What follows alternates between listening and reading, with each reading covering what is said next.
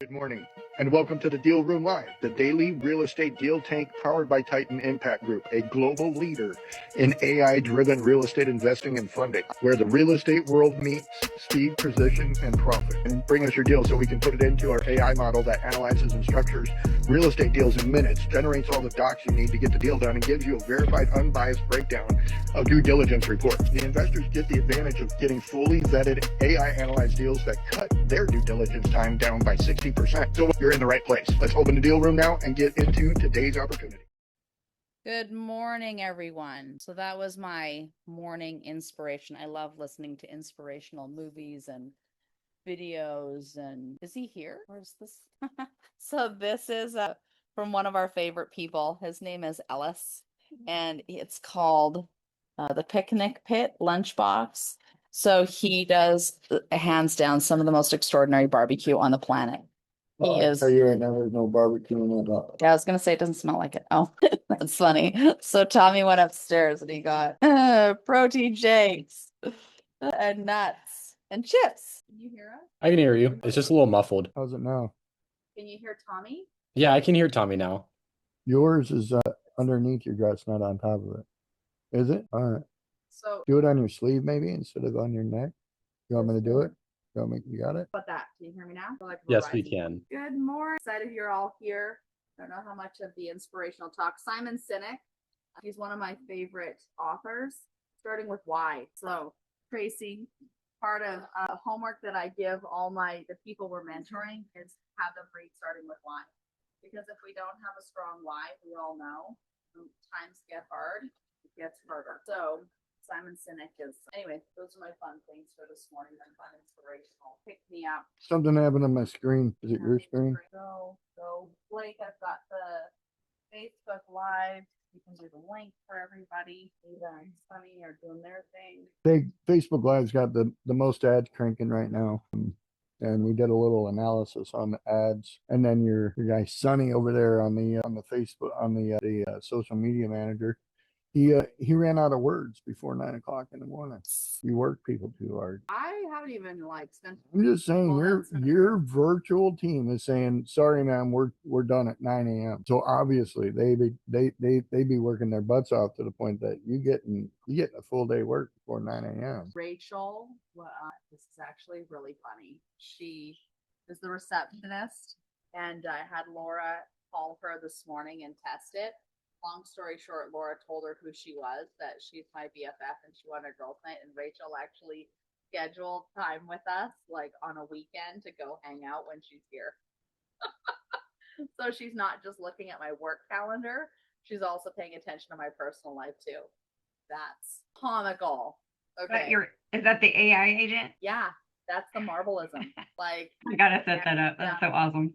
it was awesome. I'm showing like everybody because again, as of this morning, I've saved over 400 hours of my time. And I've only been doing this less than 2 weeks. I started Saturday, like a week and a half ago. You need to start this up, Tracy. Like, just go get it. And Well, I think she already has it because of Drew. I think I did it one time, but I don't remember finishing it, or I don't know. I know we've looked into it before though. I think Drew set some stuff up, but I don't know. Did you have a link, an affiliate link that if I get it again, because I can't find a login for it. I don't know. Let me send it to you because it is. I'm loving this team. So Yeah, then I account. have it logged in to all my devices. So rather than getting like another person, like having to sign up another person, Tommy's just like using like the Titan phone and stuff. But it's brought an enormous amount of relief to me because honestly, I never answer the company phone. And now that I know that it's being answered and having real conversations, it's been amazing. Cicely, you would probably love this. This would be huge for your business. Yeah, I see. I looked into it. Sunny posts like 40 posts a day across all my platforms. Do you have to approve it? You can either set it up to approve it, or once you get the cadence, you can just say everything's approved, go. Oh. Looks like I have a Marbleism set up for Cash Bridge Solutions, the hard money lending. Super cool. I think some people sent some deals to us. Is that what I saw in the email? Did Trevor? Thought I saw. When I have time, I'll have to dig into that. Thought I saw. I sent over the journey for capital from the subscription to the successful exit, and then also a TC operator agreement for transaction coordinators and their list of duties. Let's call it right now. Do you guys have any deals you want to run while I'm trying to find this? I'm sure I have deals sitting in my inbox. How did that one get crossed out? What is that one? Why would that do that? It's that number. It's that 55512. I got you. So as I'm going through and fixing the dashes, so it's weird. It looks like it's now dumping it up here rather than down below. So something's wrong with their formula. No, it's not wrong. The hottest leads have to be called first. They're not. Okay. We're behind. So do you want to call these people Yeah. right now? Yeah, I mean, I don't know when they came in, but So we're running over there. came in within the last 24 hours. All right, And then Danielle came in like yesterday. You want to call from the Titan phone? we're already on the phone. Do you want me to find a deal? Yes, please. All right, here's the actual deal that I'm actually gonna work for myself. Let me share my screen. You guys can also open up Facebook and promote the live. That would be awesome.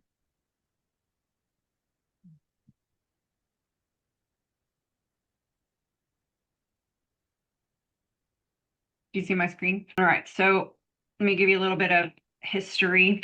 This is a flip property in Las Vegas that was actually going to be a residential assisted living. I loaned the money on the project and they're about to pay me off. And now they want to raise funds to turn it into a traumatic brain injury specific and bring on partners and keep it and run it as a TBI. So she sent me the info and I threw it in and said, run this deal. All right, and it says that the straight line on this is that it's not bankable as it's currently structured, meaning like it's saying that paper and economics need to be tightened up before money goes in. Excuse me. The biggest issue is not the projected cash flow; it's the mismatch between the pitch and the legal agreement. So, right, and they're gonna rely on me to actually structure it. This is kind of a rough, right. Yeah. So they want to raise a $1.2 million deal, and so can I just be a Shark Tank on it real quick? Yeah. At 8%, I'm getting 30 the agreement is that there's 30% to the investor on the 1.2 million, right? Yeah. So that that basically makes it the value of the property, and this is without us going deep dive on it, but the value of the property is about $4 million. Then is that what they're saying? Is that like the total value of this project? Well, I haven't reviewed it yet, but let me look. Well, based on the raise, so if they're giving away 30% equity for $1.2 million, that makes it worth $4 million. Well, they already own the property, so this is So, the money that. So it kind of doesn't really have anything to do with how much the property is worth, if that makes sense. No, not the property, the deal. It makes so like on Shark Tank when they say how many units have you sold? What are you trying to raise from us as the sharks, and then how much equity are we getting? And so they base that value based on the amount of amount of money they're trying to raise. So if they're raising Right. 1.2 million, giving away 30% equity, that's $4 million. Like, And that's probably split between the actual asset and the income Right. from the business. Well, right, correct. But just from a Shark Tank perspective, like a VC perspective, they're asking for 1.2 and giving me 30%. I'm assuming they think it's worth 4 million. So I'm going to start looking at the numbers from there. And the first number I'm going to look at is the projected net profit of 400,000, 450, 500,000. So on a $4 million property, making that amount, the numbers start getting tricky in my head. So, but we can keep going through, and that's probably why Deal Hunter's going, wait a minute, what's going on? So under the current agreement, they're saying that the investors will get 96,000 total a year. That's under 1% of the total investment, right? Right. So that'll throw them off right there because they won't touch anything under the 1% rule. Right. So there's a little bit of a Yep. so, and that's why it sees the conflict. It says that there's a 2.2x multiple, but what it really only shows gross cash multiple is only 1.04. How is 2.2 Right. even suggested? So then legal docs and pitch deck don't match. 30% equity. Then it says 20% equity.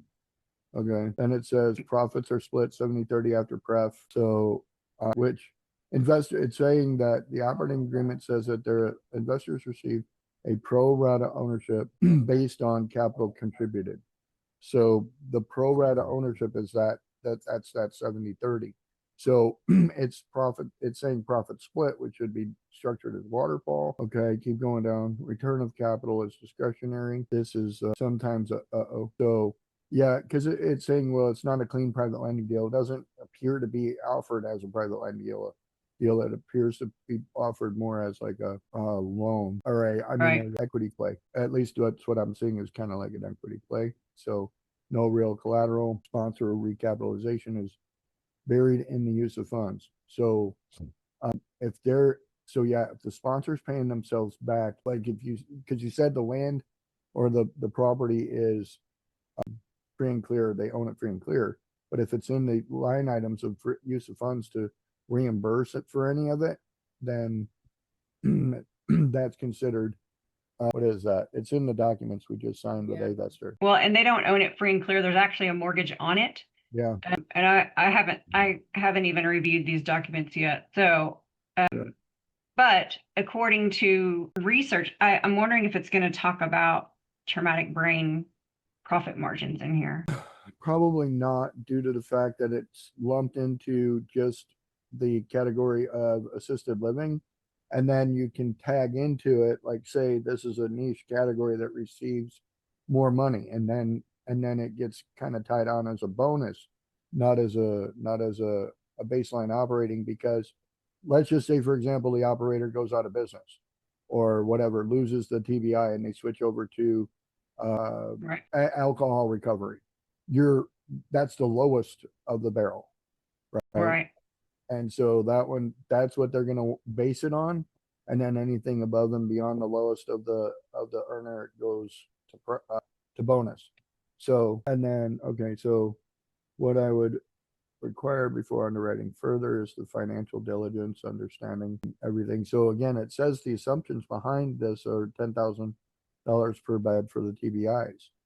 Right. And I think it's more like 30,000 per bed. Yeah. But I need to do more research.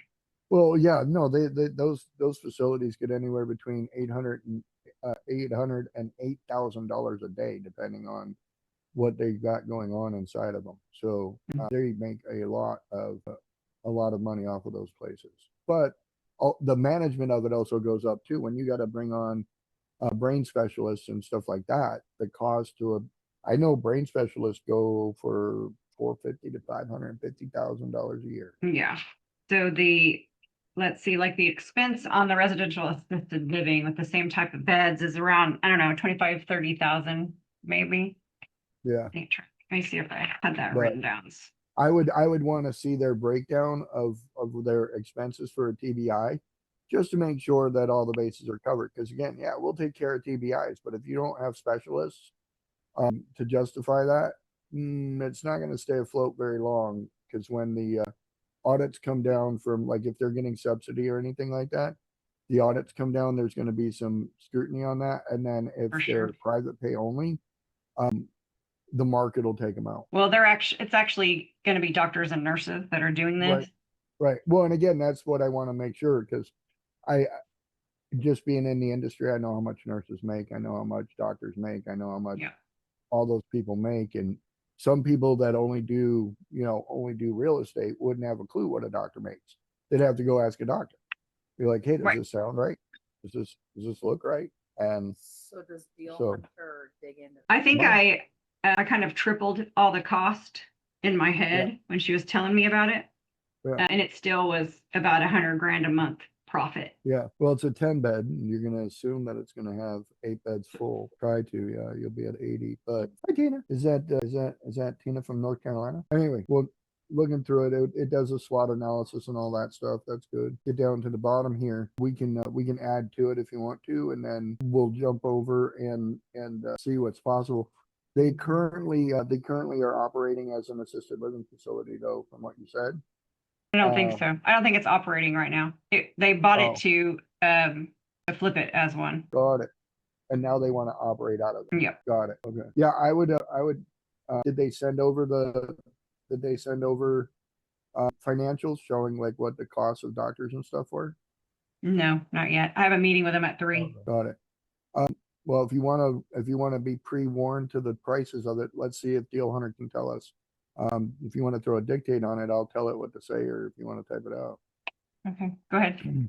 We want to get an understanding of the cost and expenses to running a TBI group home.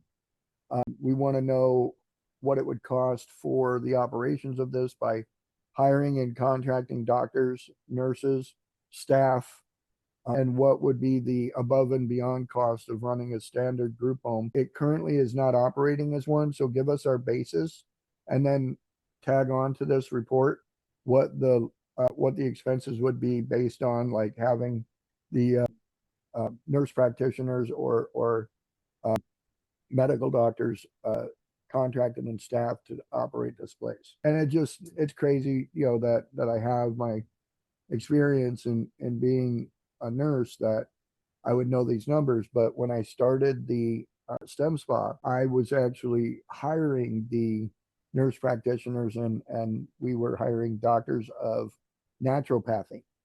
And so I actually interviewed these doctors and hired them to come in and work above me, right? Because I needed them to write the scripts for me to do the medicine, to do the infusions that we were doing for stem cells and vitamins and stuff like that. Do you still do any kind of nursing work? No, 100% retired. Thinking, Tracy, is that you could use Deal Hunter to help you ask the necessary questions of them when you have that call today. Okay, we can do that. Like, and say, let's have. I can barely hear you. I think your microphone's off.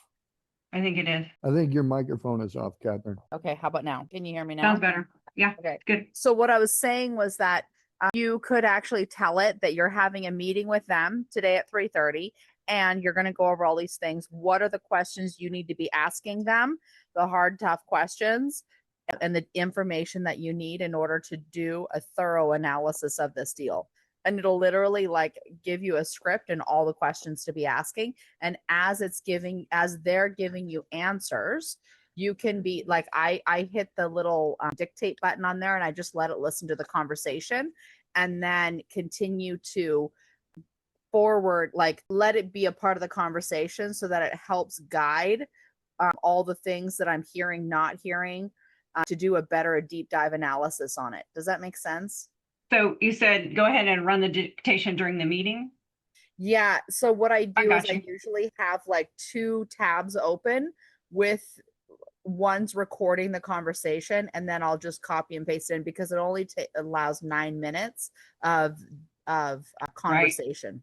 Right. Okay.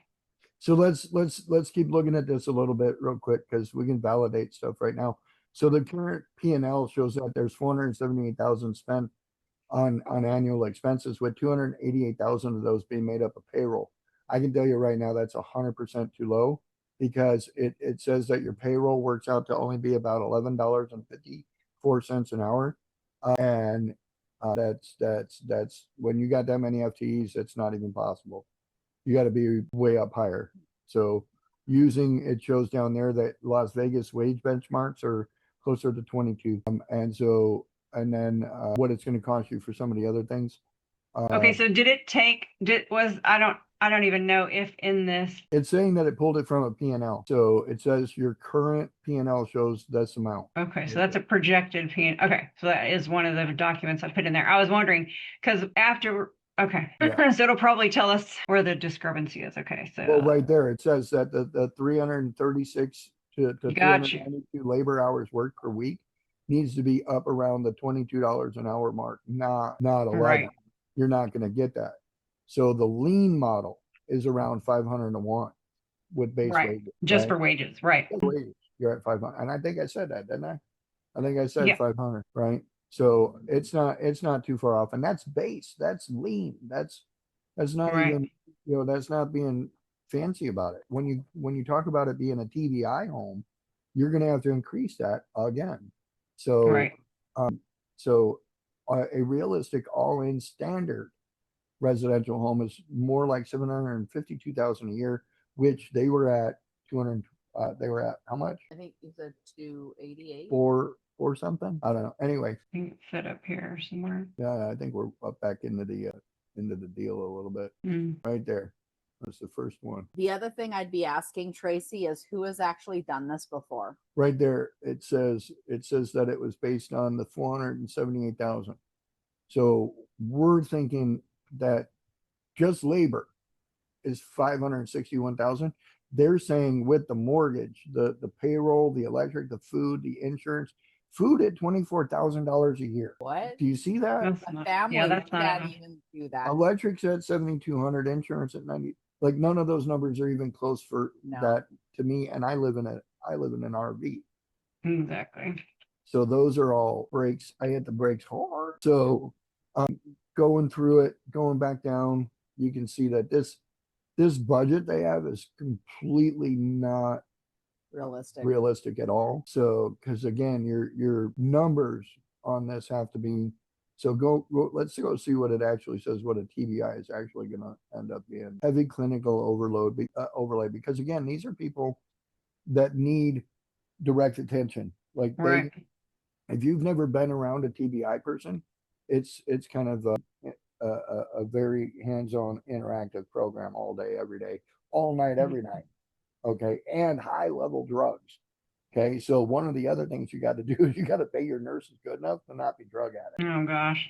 Okay. Let's talk about that for a minute. Because I know about, I got an ex-wife who's a nurse drug addict, called me from a parking lot, suicidal because she got busted for 762 counts of narcotics theft. Holy shnikes. Okay, called me from the parking lot, told me I'm going to take my life. I ain't talked to that woman in 7 years. Called me and said, I'm going to end it. Please talk me out of it. That was fun. Wow. Anyway, so yeah, to be a true heavy TBI, they're going to need to factor about a $1.3 million budget, period. So the gap that you can give them is for them to understand they're about $800,000 off on their mark. Right. And again, and here's the best part. Ready for this? This is coming from the guy that pisses off everybody. Pay attention over there on TikTok, Facebook. Okay. This has no feelings, no emotions, non-biased or anything. It's just bringing you facts, letting the numbers tell you what to do. Okay. It's not this redneck smart ass telling you, oh, I've been there, done that, because you know how many people believe that I'm a nurse and I'm a contractor and I know both worlds so good that I could predict what this thing was going to say. You know, just give me a little Swami hat with a clear ball, and I got a better luck of selling that than I do telling people this is the truth, you know. So when Trevor and I were talking to those people about their dream RV resort, they want to build Disney for $2 million. I was like, that's not how you do it. Disney, you're going to spend $20 million to build Disney and pray you get your $2 million back every year now. So, and then you get to have it for 10 years to earn your money, right? Because that's how it actually works.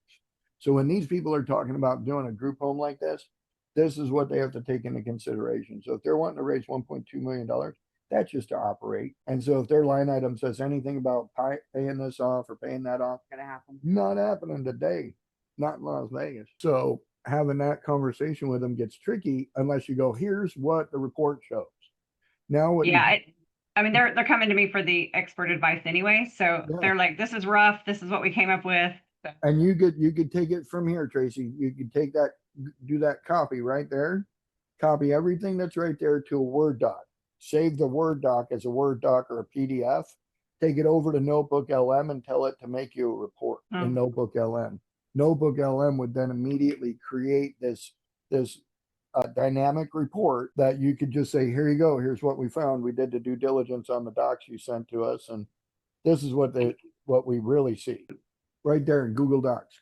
Just copy it and paste it right there. Connected. Yeah. And if that saves to your whatever, you just go up and It says yes. and then go to your Notebook LM. I think I have one open somewhere. You think somewhere up there? Yeah, look at all these freaking things. Create a Start new notebook. one. I probably have a few of them. Hold on, let me make sure I'm in the right account. What am I doing? Okay. No, just from the drive down there, go to your drive. Can I just copy? Can I just paste? You could. Yeah. Oh, you can, yeah. You can title your notebook. It'll title it for her after it understands it. See? Oh, there you go. Boom. Okay. And then you go over right there to, nope, not slide deck, go to reports right underneath it. Select the arrow, or there you go. Yep. And so now it's gonna, you're good right there. So go, I can't, well, I don't know why I can only see a part of her screen. Hold on. It's because I tried to zoom in for you. So let me. Okay, there we go. I'm like, I can only see half of your screen. So right there, it says project feasibility report, underwriting strategy document. Like you can select all those. Go back and make one for every one of them. Boom, boom, boom, boom. Model, budget analysis. Isn't this incredible? And now all your stuff is there to hand over to them. Yep. So after this is, after this is done generating all these, review every one of these and then go, okay, boom, done. Save them over to a drive and send them over to them and say, here's where we're at. Yep. And then they get to determine how to move forward. They might want to be like, you know what? Can we go back to selling this thing? Right. You never know. They may. And then if they do, you say, yes, you can. We got this, we've got a dispo team over here called LandSharkMastermind, and we can definitely set it up to dispo for sell it out. Not necessarily that it has to, because here's what we know. Investors like to buy stuff off market. For some reason, it's just like women. They don't like to buy stuff while it's on the rack. They want to wait until it's on the where? On sale. On the clearance rack. So that's why every store in the world's like, the whole store's on sale. Because guess what? Now the woman's going to go around and grab everything. Right? Whole store's on sale. If you just put a sale sign on every rack in there, every rack is game. I've literally seen women do it, where they walk up and they're like, the sale sign will be laying on the floor because the kid clearly knocked it off, and the woman will go, not going to shop there. And she turns around and goes over there because literally the sign is now on the floor. It is no longer on the rack. It is no longer a viable sales rack. We need to be over here. So with that analogy in mind, all investors want off-market deals. And so we are not opposed to realtors. We are wanting to just facilitate what investors really like and want to do, right? So wow, is that impressive or what? Yep, I like it. So with the annual, the existing, it says that the annual revenue right there was what, like $936,000. Like that alone is what you need to operate. Yeah. They're not going to have a net profit of 457 for sure. Interesting. But now it's gonna lay it out for them, so they don't have to be like, oh well, who came up with this idea? It's right there. Yeah, for sure. Black and white, baby. Yep. Is that it? Should I do any more? Well, and you can tell them like a nurse actually underwrote this with you. Be like, I had a literal healthcare professional who's been in healthcare for over a decade say these are valid numbers, unless you got something different. Right. Then at that point they can come up and be like, yeah, we've got these nurses from the Philippines and Guatemala who are going to come in and Oh my God. No, I'm not joking. They do. Because again, you can get a work visa. Like every nurse on the reservation is from the Philippines. There are not one single naturalized citizen working on the reservation. Really? Really? I was one and another doctor was one. Everybody else there was working on a visa at the reservation. Wow. So, and again, because the need is there, and they're like, okay, well, and there's a whole program for recruiting those nurses in there to that, So, and Trevor could probably speak to that too. Trevor's in healthcare. So, Trevor, how much is the average physical therapist salary per year? Trevor, he's not listening. Listen, buddy, if you're just coming in here to show your pretty face around, you can go ahead and keep doing that. Way better than mine, I swear. Tina, welcome. Super excited you're here. We're here running deals. Tina looks like a new face, so I want to give her a chance to say hi. And who are we? We've met Tommy. Where did we meet up at? I have a Boone property, a big vacant brick building in Boone that I'm revitalizing. Yeah, we that's talked right. about that a few times. Yeah. Okay, now I remember your. Yeah. So when you said you're back, I'm like, because there's been a couple Tinas. Maybe I thought Tina from North Carolina, not from. I thought you said something about North Carolina. No, Iowa. Iowa. Is it Iowa or Idaho? It's Iowa. Iowa. I knew it was an I. Yeah. And it wasn't Indiana, Illinois. No, so it's Iowa. It was Iowa. Yep. No, that's awesome. How's that project going for you? It's stalling. Yeah, financing. I'm having a hard time getting my numbers to have a viable profit on it right now with interest rates and everything. So that's kind of let's sell your tax credits. We know it's a historical property, right? No, Boone didn't. They didn't move forward with any of that in Boone. They had a committee that they were putting together, and then they had a change of mayors, and the volunteers that were on that committee just didn't have any experience, so they don't have any designated historical properties in Boone or areas. That sounds Yeah. like a challenge. Yeah. Yeah, That challenge actually, I is- mentioned to challenge- them, I said, I have an expert in that area that Challenge could come in accepted. and help us. Challenge I, accepted. yeah.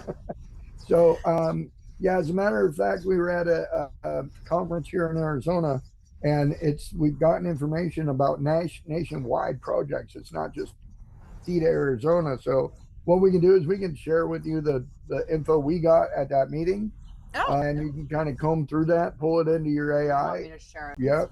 Yep. And it talks a little bit about opportunity zone. I don't remember if yours was in one or not. that is another thing Boone has not done. No, they Right. would be a perfect city for opportunity zones. And those are coming back up again, right? I mean, are they Yeah, oh yeah, they're requalifying? already up. They're already up. Okay. So, but yeah, we need to get you the information for the historical tax credits, and it doesn't necessarily require a lot of input from the city or county. You can do a lot of this work through the national level, Okay. and we can get you the information to learn how to do that and put you in touch with the right people to do that. Yeah, that'd be perfect. I wanted to. Are you guys? Do I have a 2 second? seconds, Tina. We have a car that just started up here that's really hard to hear. But in the meantime, I put in the drive there the link for the conference we just went to with all the PowerPoint presentations. Awesome. And this was a part of what they talked about. So there was one in there about historical. Okay, so Tina was saying something when they shut off the car. Go ahead, Tina. Yeah, so I want to just kind of throw this out here to see what you guys think about this. My son is attending. It's a performance tuning school in Texas, in an area near Sealy. The school itself has this continuous flow of students that come in for like 9 months out of the year, and it's continuous. But there's nothing near it for housing. Right now they have a large amount of land. They've been there for years. It's a very, very profitable private company. They make muscle cars really fast, and so they have millions of dollars of vehicles sitting out on their lot. But Bray has actually been speaking with the owner about the property that's surrounding it. There's a big interstate that runs from Tennessee into Katy and Houston. It's about, I would say, rush hour, about an hour away, but it's expensive, living there in Katy and Houston. However, I've been looking at the property values around where the school is, and they're significant. Like, you have a handful, quite a few of them that are around over $1 million. But they're starting to do across the road. They're starting to build out a residential community, and so I had proposed to Bray, I'm like, let's maybe see who owns that property, if it's Hennessy or someone affiliated with them, if they would be interested in some type of like student housing, modular housing, so that those kids, he's the youngest actually. Most of them are adults. They've been in the business for a long time. Youngest other than Bray, I think, is 27. They're driving. Some of these guys, they're renting properties in Houston, or even outside, driving 175 miles a day to get there. Bray, it takes him from Sealy about 40 minutes. So I was just curious, like, what would be the potential to do something like that? If that property is potentially for sale, or if they would be interested in leasing, or how I would go about pursuing that. Opportunity is always available when we have understanding of what we got. So yeah, if you were able to harvest more details for the area, that'd be great. But Okay. What it looks like from our standpoint here in the mastermind is we go after deals, we find opportunities, and before we lock them up, we always try to make sure that we have a sponsor or buyer on the flip side to take it over, right? Okay. Unless it's something like in the case of a rental property that we can show a DSCR loan, we can structure it for, say, for example, Blake's right now trying to work on something that we can get him money on. He's going to need to bring in a partner that's going to, take some money.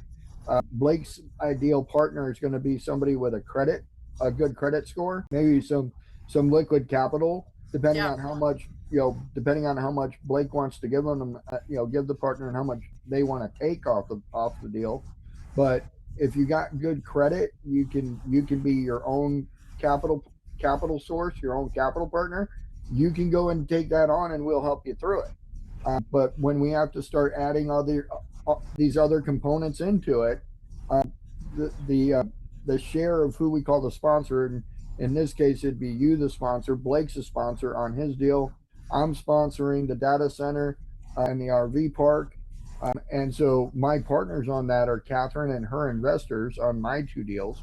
We're trying to find people to capitalize Blake's deal.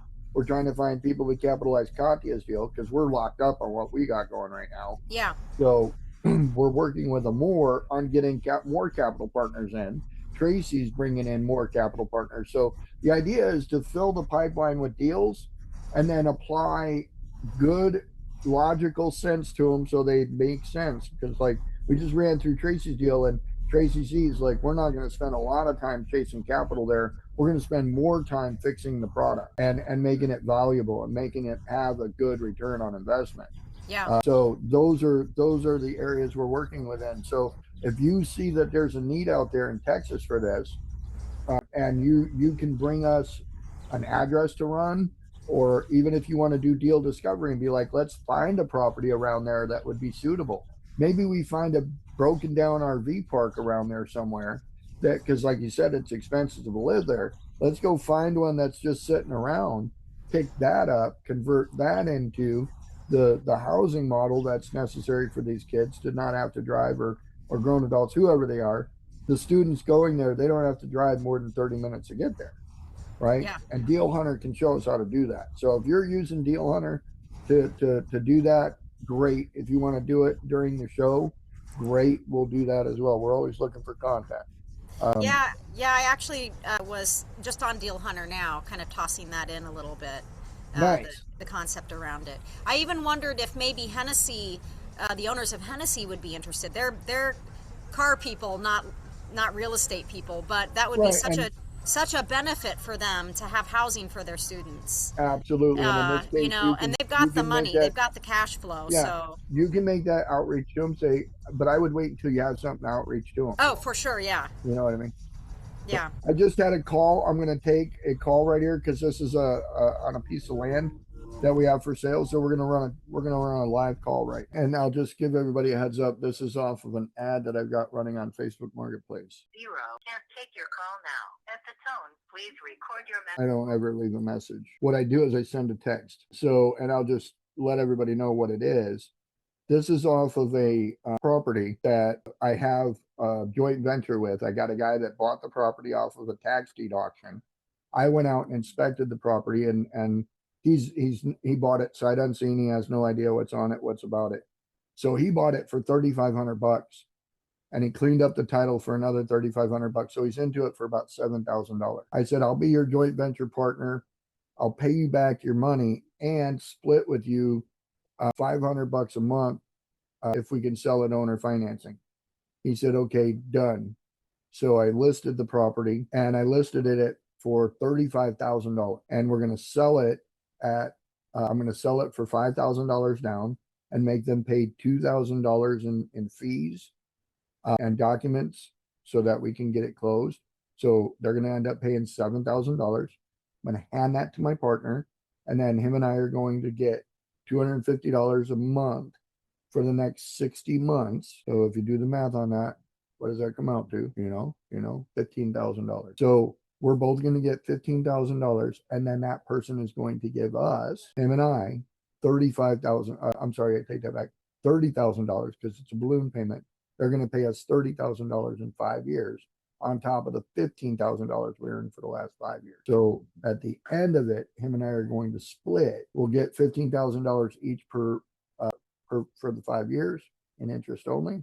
And then we're going to get $15,000 on the day of closing. So $30,000, and all I did was run a Facebook Marketplace ad. And all he did was buy something at the auction, sight unseen. So that's how that works. All right. And so that we'll see if they call back and kind of go from there. So Tina, you said you ran this through Deal Hunter. Are you able to share your screen? You're muted. If you can share your screen, that'd be great. We'll run that deal. If not, I want to jump over to Amore real quick. Yeah, no, I actually had switched over from ChatGPT to Grok recently, so I don't have Pro Plan anymore, so it cut me off. So I can't get into the Deal Hunter. It made me start a new chat, so I lost everything that I'd put in there.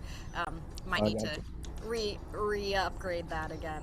But I did put the address in there, and I'll get more details for you guys and send that over. We're gonna be working on other platforms. And I've been working on other platforms, testing them out. But at the end of the day, they operate and function basically the same way that I'm getting this to do it, right? Yeah. Everybody's like, "Oh, Grok is so much better," or "Claude is so much better," or "This is so much better." Well, are you using the paid version of ChatGPT? If you're like, I'm assuming people say this is better. They have used the ultimate version of ChatGPT. So, and when they're like, "No, I never paid for ChatGPT," I'm like, "Well, then how can you know it's better?" You know what I mean? Yeah, I had ChatGPT Pro. Yeah. And we used that for quite a while, and then we were like, okay, well, let's just check out Grok, and I've been using Claude. Yeah, is it better? Yeah. Are you able to create more, do more, be faster? I haven't noticed yet. Yeah. I haven't noticed yet. Claude isn't. I have yet to find anybody. Because the Claude code I'd like to get into, the Claude Claw a little bit. I'd like to see it, but I haven't done that one yet, so we'll see. Right. Yeah. Well, and that's to my point, is that like people tell me, "Oh, this is so much better than that." I'm like, okay, as compared to what? And that's what I've had to start asking, is as compared to what? Because and I think too, each platform seems to have its own little niche that it's good at. So it does depend on what you're doing with it, what your intentions are with the tool. Right. And for us, when we built Deal Hunter on this thing, we built it in a way that it's going to function for us for a long time. Yeah. Like I to say that Claude is now the path and the way to go. Okay, great.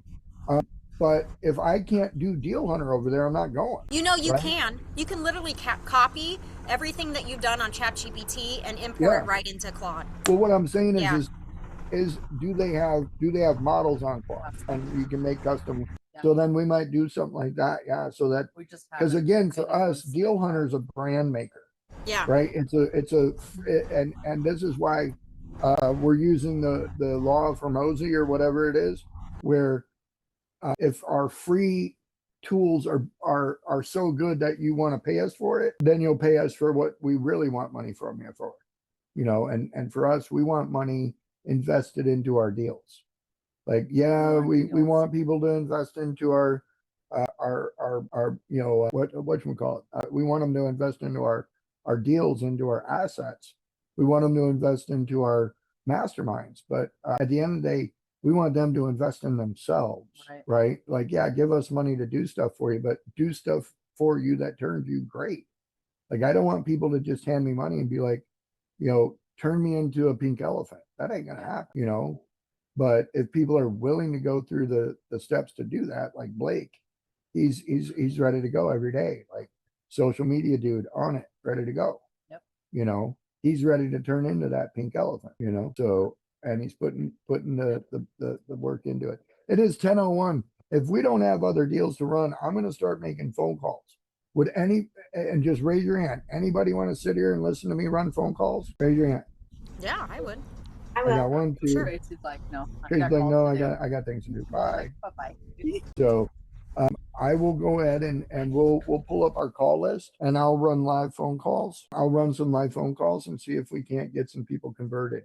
I'm going to shut down the TikTok. So you can use that phone. So I can use this phone. We had one viewer. I got to spend money on TikTok and stuff. I think I'm the one viewer on Facebook. You are. You probably are. You're 100% sis.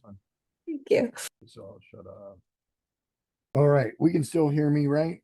We'll do a radio check here in a minute. Are you able to pull the numbers up on the screen behind me? All right. Let's do some phone calls. All right, 630. That's going to be a Chicago number. Let's get her on the phone. 630-269-0954.